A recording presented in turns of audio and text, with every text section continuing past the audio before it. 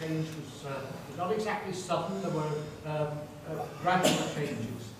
And we all know now that the oil industry plays a major part in the fabric of our lives as a source of energy, unimaginable riches, I guess, and as appalling world politics. But the UK was actually one of the prime players in the early history of the oil, and hosting several of the largest oil companies in the world.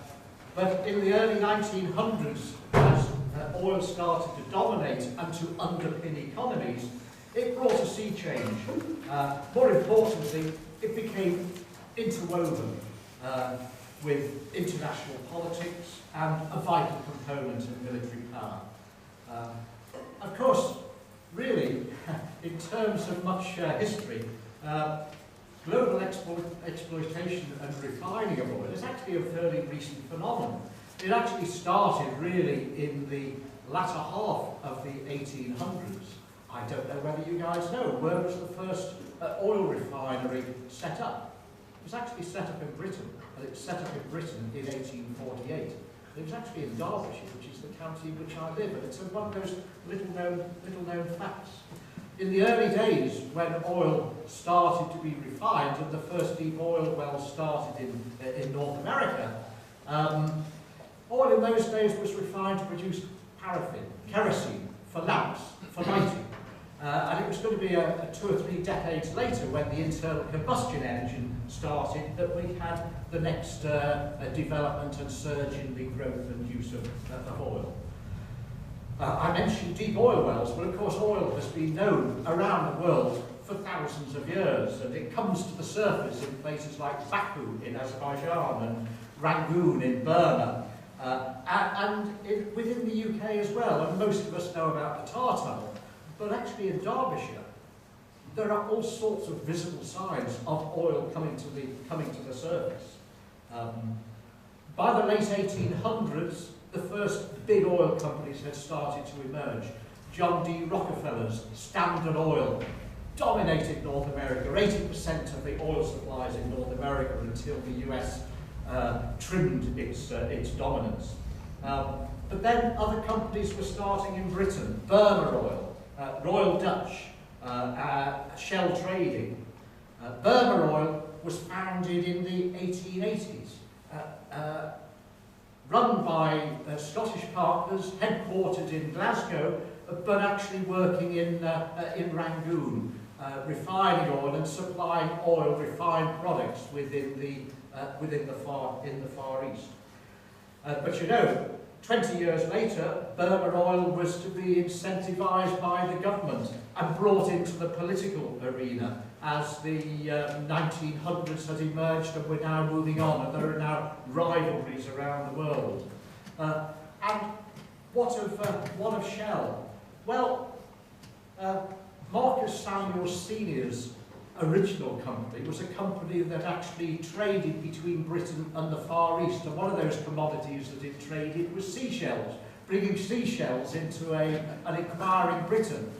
But it was Marcus Samuel's son, Julia, who actually eventually became Lord Mayor of London, who actually spotted a growing market, and he recognised the need for lamp oil in Japan and the Far East. And he was intrigued with the oil supplies that he saw that were now available in Baku. And he made a great leap of faith. And he built up a relationship with the Rothschilds, who were exploiting the oil in Baku. He already knew that the Suez Canal had only recently been opened, so there was perhaps a route through. And the Nobels had just started also refining in Baku. The Nobels had gone one step further. They were the ones that had started shipping oil not just in wooden barrels, as the others were doing, but to put oil in tanks and have the tanks on ship. And Marcus Samuel went one step further, and he decided to have bulk tankers rather than tanks on ships. And he quietly commissioned his own fleet of tankers, and the SS Murex was his first bulk tanker, and it was the first tanker to sail through the Suez Canal in 1897. And Samuel's company was to become Shell Transport and Trading Company. All the tankers were to be named after, well, you guessed it, after shells. Interestingly, we've heard earlier on about tankers now being, or ships being fired by oil rather than coal. Marcus Samuel's tankers were going to be fired by oil as well. And he presented a paper on oil firing of ships to the Royal Society in March 1899. And it was round about this time, a little bit before, that he was developing a great relationship with Admiral John Fisher. Admiral Fisher was the man who'd risen from, very quickly, from midshipman to become First Sea Lord. And he was now First Sea Lord. And John Fisher was listening to this paper at the Royal Society as well. And these guys actually had an incredibly good relationship between the two of them. Fisher was really interested in advances, new technology, and he was really interested to see where this would lead. However, the first trial of Admiralty ships, of the British Navy ships, replacing coal with oil, which happened in 1904, 10 years before the war, proved to be totally disastrous, and it actually put back the advance for a decade. It was said that there was some sort of sabotage involved with this, but nobody knows. But the urgency for change and to reevaluate oil was now growing in the light of the Prussian Navy's advances around the world, and the government, the Admiralty, Fisher, everybody else could now see that there were sufficient significant advantages that could now be made. And the sort of advantages that our friend Samuel was talking about was great reduction, much easier loading of fuel, great reductions in labour, stokehold labour, labour for loading of the coal, machinery reduction, associated machinery weight reduction, greater boiler thermal efficiency, which enabled greater shaft horsepowers and therefore greater potential speed for your ship. This is a no-brainer, but people needed to be talked into it. The Admiralty is still moving away from the area of wooden ships, I think, in those days, and there was a great conservatism around. But everybody could now see that not only were there great economies to be made, but these game advantages were to be great game changers in battle if your ship had 10 or 20% greater speed. So the willingness now to move on to oil in ships was now moving forward. The government was now incentivising a number of companies. Their strategy was now to encourage oil exploration. If we were perhaps to have oil-operated, oil-burning ships, then we needed our own sources of oil. And this is when a new name comes into the arena, William Knox Darcy. William Knox Darcy was a Devon man. He moved to Australia and he made his first fortune in gold mining in Australia. But he was another man that actually spotted an opportunity in an expanding business. And Darcy very successfully negotiated oil rights with the Shah of Persia in 1901, very much assisted by the Foreign Office, by Lord Curzon, who was Viceroy of India at the time, and positively welcomed by government to counteract particularly Russian influence in the Middle East. It was this Russian influence in the Middle East that was giving the government a little bit of heartache. Darcy, however, was almost bankrupt before the first successful oil well in the Gulf sprang to life. His team was led by a very able engineer, a man called George Reynolds. But Reynolds had tremendous difficulties in transportation, in a hostile area, with great temperatures. He moved his first oil well, which was a failure, and he spent months and years on this drilling operation. It stretched out over many years, and his fortune was now declining, and this man now started to become heavily indebted. He was starting to borrow money from everywhere, but the government, and particularly the Admiralty, could see great advantages here. And this is the time when the Admiralty persuaded Burma Oil to provide funding and know-how to assist this operation in Persia. And in 1905, with Darcy now running out of cash, Burma were persuaded to take a 25% equity in the new Anglo-Persian Oil Company. But it was going to be another few years, 3 years, before Darcy now struck oil, 1,200 foot, May 1908, and his first well was to carry on producing oil for 70 years. But he still carried, there were still many, many difficulties that this company actually encountered en route. By 1911, the government set in train a number of other strategies to change the Navy ships. Winston Churchill, we've heard of him already, he'd been appointed as First Lord of the Admiralty, and he now also developed a slightly different relationship with Admiral Fisher. This seemed to me to have been a bit of a love-hate relationship. They didn't always get on with each other. These were two very single-minded guys, but they were very much going in the same direction. And Churchill hurried the decision through shortly after his appointment, and both to change the Navy's ships to oil, and both Shell and Anglo-Persian were to become important suppliers. But there were still many problems in conversion, and you know, the government by this time already knew that Germany were looking at this as well, and knew that Germany had already killed 15 men in the tests in the conversion of their ships to oil. So it wasn't plain sailing, I suppose you could say. And Jackie Fisher was the man now appointed by Churchill to crack the nut. Churchill met up with him on a ship in the Mediterranean, discussed the whole matter with him, and got Fisher now to crack the nut to change the oil supply. And Churchill is now talking this through in Parliament.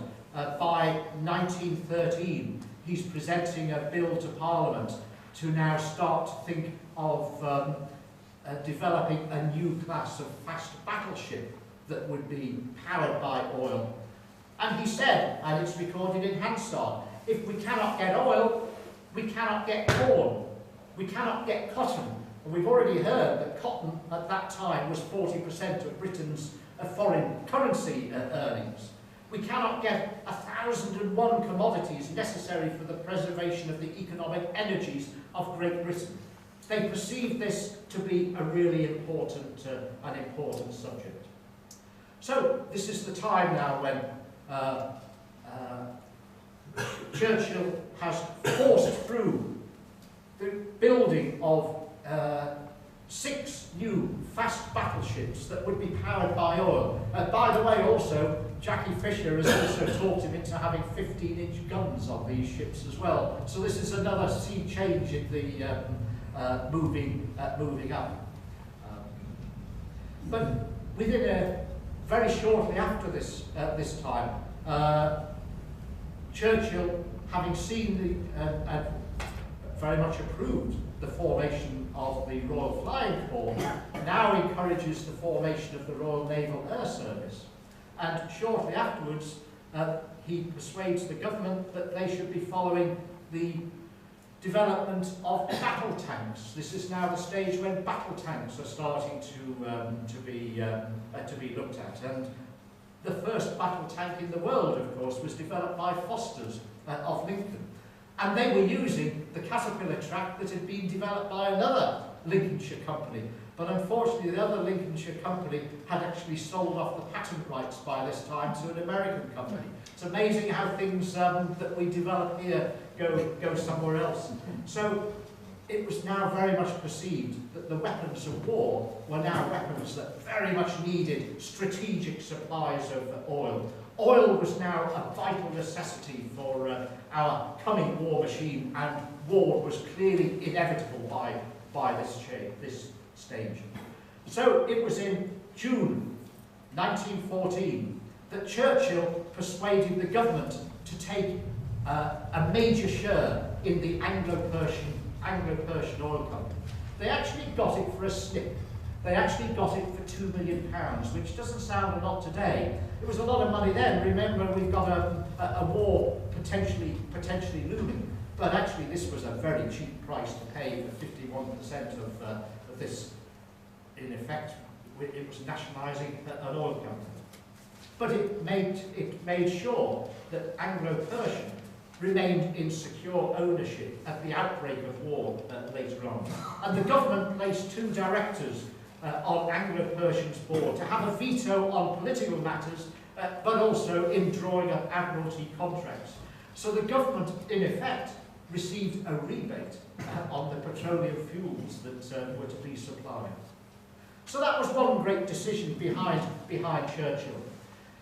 But now we've got the First World War started.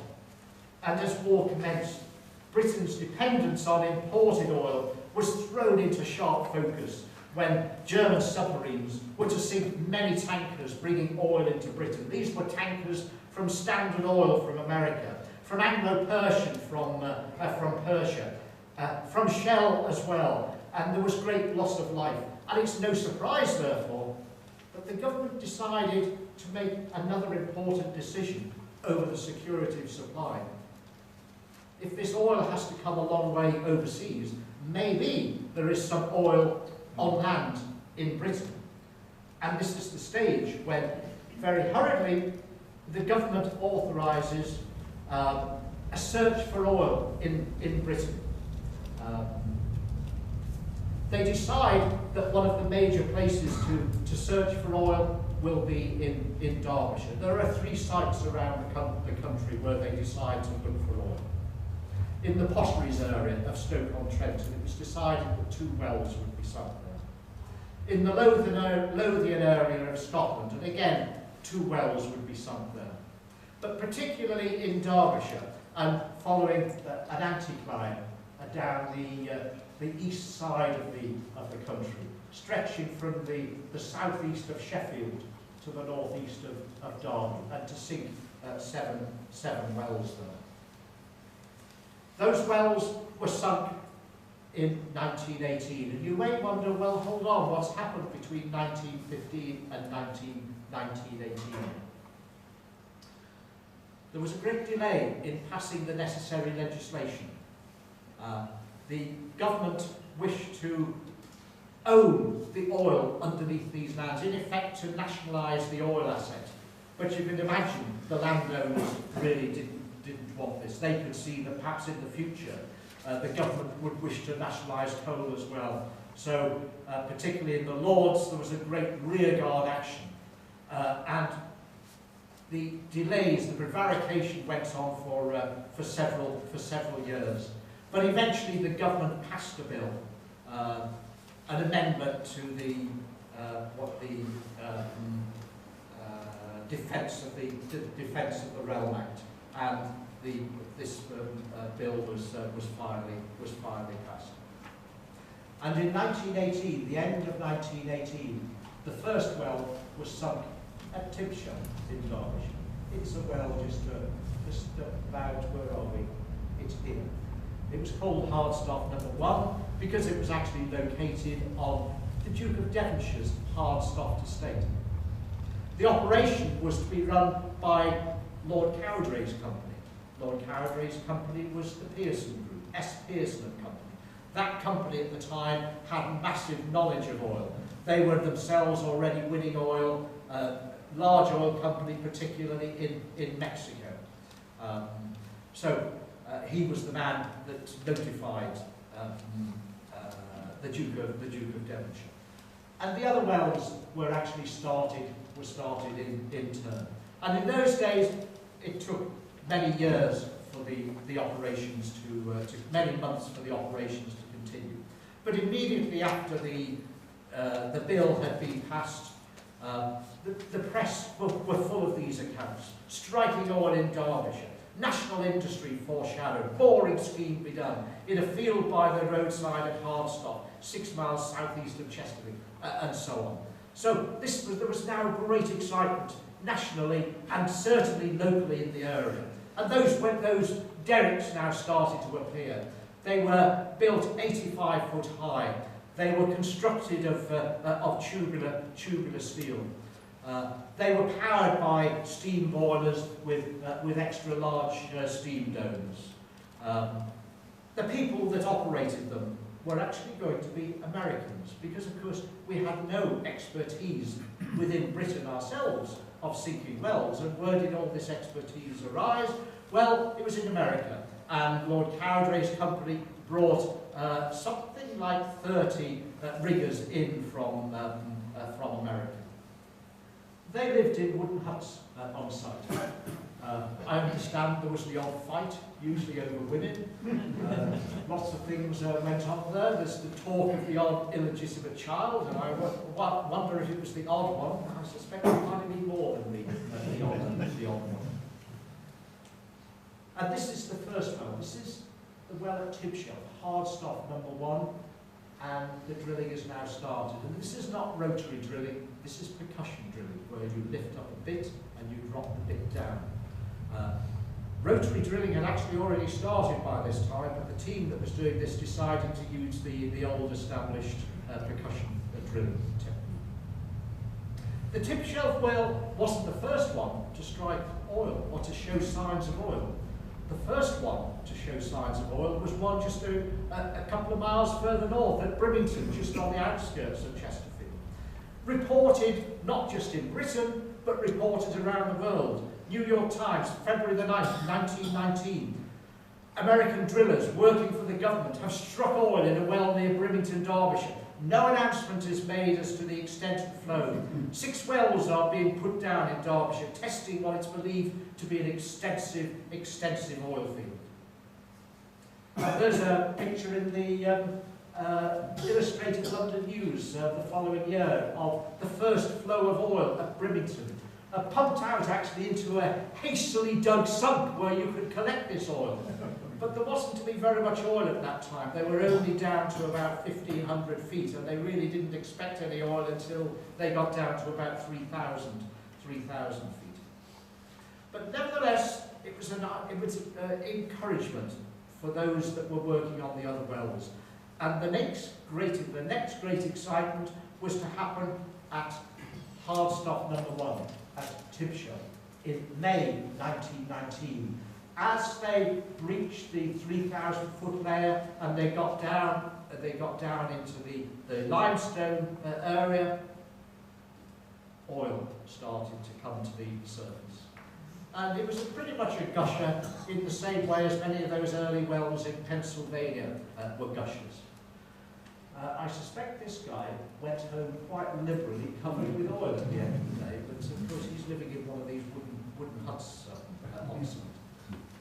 And again, in the Illustrated London News, again, shortly, a little bit later again, you can see these guys cheering the first appearance of the oil bailed to the surface at this Hardstock #1 well. So what was the rate of production? Well, they were getting about 50 barrels of oil a week. A barrel of oil is about 35 UK gallons. A later pump test showed that you could increase this, you could probably double this with pump operation. The oil flowed out quite naturally into a small tank, which then flowed down to larger vessels, and there was the largest tank on site was a 200,000 gallon capacity tank. So there was great expectancy on site, and it would have taken a very long time to fill this 200,000 gallon tank, by the way. Well, Brimington well is now getting down to the 3,000 feet level, and they're thinking, well, maybe the first well has shown that we're getting oil here, maybe the second well will be a great gusher. And reported in the Illustrated London News again, the Brimington wells believed to have reached or almost reached the oil-bearing rock. The big tank with a capacity of 200,000 gallons has been erected in readiness. But whilst we're all hopeful, none of us can predict with certainty that the Brimington well will be a successful producer. And so it turned out to be. Very prophetic. The Brimington well turned out to be very much a failure. It ran into all sorts of problems. One of the other wells in that area was also quite an interesting one. At Heath, just a mile or two north of Brimington. They found gas there, but they got down to 4,000 feet. There was a slight show of oil, but the well was a failure. But these guys weren't to give up. Remember, they're single-minded. These guys are Americans and they're very single-minded. They're there for one job. And they decided to try to encourage the release of any oil and gas which they felt must be down at the bottom of that hole. And they decided to fracture the rock at the bottom of that hole in January 1922. They tried it first of all with dynamite, but it was a failure. And they wanted to use nitroglycerine. But as luck would have it for all of us, it was forbidden to transport nitroglycerine by road in Britain at that time. But the Americans were quite inventive. They knew that dynamite was the safe form of nitroglycerine. So they took dynamite on site. And they extracted the nitroglycerine from the dynamite by washing the dynamite with warm water. Now, some of you may know that if you heat dynamite to above nitroglycerine to above 60 degrees C, it will automatically explode. And of course, you only need a sudden shock, and the thing will suddenly explode anyway. So this was quite a tender operation. They filled 10 8-foot-long containers. These would have been about 6 inches diameter, pipes 6 inches diameter. They filled them with the nitroglycerine as it was produced, and they very gently lowered it to the bottom of the 4,000-foot hole. And they finally detonated it on the 22nd of January. Unfortunately, it was a failure. It's not recorded whether there was an earthquake on the surface. By the way, this well was sunk in the fields behind the post office in the little village of Heath. This is the church. I took a photograph of it quite recently. The field is there, the old post office is still there, so it didn't actually do much damage, but it never actually released any oil. But you perhaps could regard it as Britain's first example of fracking. Of course, it's not hydraulic fracking, it's done in a different way, but it's quite interesting. Perhaps a couple of the other interesting wells that were sunk at that time were in the southern end of that anticline. Near the village of Riddings. Riddings was the site where James Oakes, an ironmaster, many years before had got his ironworks. He'd got his coal pits and he'd got his iron mines as well. And he'd actually released a certain amount of oil was released in the mid-1800s at that time. So the government decided that perhaps this was one site where maybe oil should be as well. So 2 wells were sunk there. And again, there were traces of oil, but these were abandoned at 3,600 feet, 4,000 feet. I've put up the William Jessup Monument. Many of you will know of the Butterley Ironworks, and you will know of William Jessup as the great railway and canal builder, many years, all in the same area. So another great thing. Meanwhile, Hardstuff number 1 well was carrying on producing oil. Now, the government was actually doing this operation. They were paying for it. They were the ones that had put in £1 million budget to do this job. And we're now many years on, and Tib Shelf number 1 is still producing. And the Duke of Devonshire took over the operation from the government because it's on the Duke of Devonshire's Chatsworth estates. So he carried on with this operation. And he decided, in conjunction with others, that he would try to sink 2 other wells in that area as well. Numbers 2 and number 3. Number 2 well was a failure. It found some gas, but it actually never produced any oil. So that was capped and shut down very shortly after it was started. Number 3 well also was a failure. It had great problems. It encountered great pressure of water down at the bottom of the hole, so that well was actually closed down as well. But the Tib Shelf well, hard stuff number 1, carried on producing oil right through to the end of the Second World War, producing something like 1 million UK gallons of oil. Not very great in the general scheme of things, but actually large enough to give some encouragement. There's a little bit of archaeology still there. You can see the odd storage tank in that area. The area now is the site of a plant nursery. You can see the oil well nursery, it calls itself. And if you're ever in that area, you go and speak nicely to the owner of the nursery. He'll take you around the back and he'll show you the oil well, which occasionally, usually in the winter, it actually still leaks a little bit of oil. And you can see a concrete pad where the well pump had actually stood. But Tib Shelf regards itself very rightly as the home of Britain's first successful deep oil well. A pit village, no longer a pit village of course, but now a very poor area.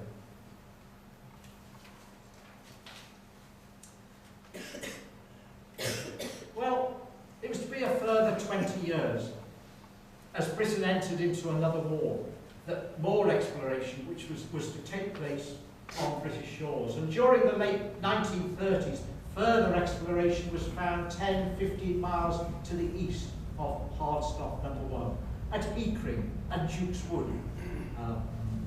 The operation, by the way, at Eakring and Duke's Wood was carried out by William Knox Darcy's company. And Darcy Exploration Division of Anglo-Persian were the ones that actually started the business there. And something like 200 oil wells were sunk in the area. And of course, it's actually Sherwood Forest, part of the northern area of Sherwood Forest. And this was really one of the great secrets of the Second World War. This is number 1 well. Number 1 well there went down to about 1,700 feet. I've just shown you a picture of number 146 well, which went down to almost 7,500 feet. The wells now didn't take months to dig, they were now taking days, and in some cases a matter of hours. But to conclude, and I'm starting to dry up, the government's actions post-1900 and during the approach to World War I and shortly afterwards really proved highly beneficial in ensuring future petroleum supplies to Britain. Timely changes to the military equipment, to use of oil had got advantages, and the establishment of secure supplies by British ownership of oil production overseas played a major part in the conflict, and the additional action to fund the Derbyshire wells of 1918-1919 confirmed that oil was available on British soil, and one of the course wells carried on producing for 25 years. And later on, the wells at Eakring were producing at maximum something like 100,000 tonnes of oil per year.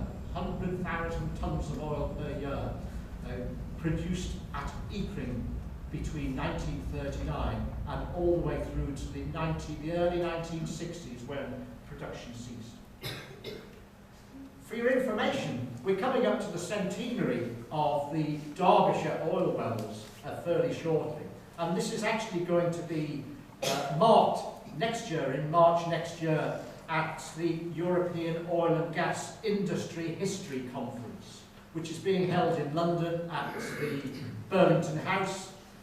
Great centenary celebrations, and then there will be a later visit on the following day to Derbyshire to see some of the sites. And it's a joint operation between the Geological Society and the European Oil and Gas Industrial History Society. But you know, perhaps the most remarkable result of all this is to see what happened within just 20 years to Britain's oil companies, and to see how they were catapulted to become our biggest industrial companies in a very short period of time. And I've pulled out here the market value of Britain's top industrial companies by 1919. And the company that's number one is the Pearson Group. The Pearson Group was Lord Cowdray's company, and that's the company that earned their spurs learning about oil in Mexico and now sinking the Derbyshire oil wells here. And they now have become the largest industrial company in Britain. And they're still around these days, but no longer involved with oil. But actually, just as an aside, perhaps some of you may know that in all the fracas that's been going on over the last year or so, one of the great leaders in the anti-brigade has been Lord Cowdray and the Cowdray estates. And yet, of course, it's the same family that was involved in winning oil and actually did Britain's first fracking in Derbyshire in 1922. Tell me about that. The second company, catapulted right to become number two, is Burma. Number four is Anglo-Persian, and of course Anglo-Persian was later to become British Petroleum and BP, and we know it extremely well. And at number 10 you can see Shell Transport and Trading. And if you add on to that the company that they're also associated with, which is Royal Dutch, and perhaps double the size of the market value there, you can see how they would have been ending a little bit higher up the tree. So perhaps you'll agree with me that this is a great demonstration, really a profound demonstration of the swords of war being forged to become the ploughshares for the future. So thank you very much. I'll try and answer any questions you've got.